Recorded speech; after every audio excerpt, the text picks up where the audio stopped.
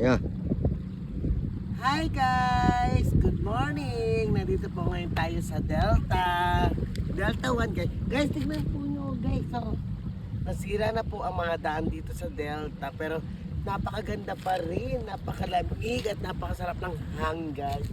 Tignan nyo guys. So, sira na po ang karsada. Ito po yung pinakadulo ng Delta guys. Kaya tignan po nyo guys ang update dito sa Delta 1 guys.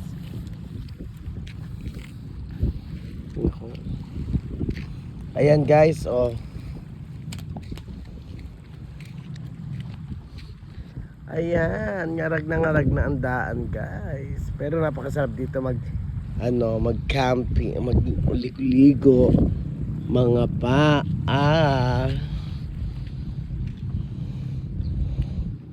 Delta 1.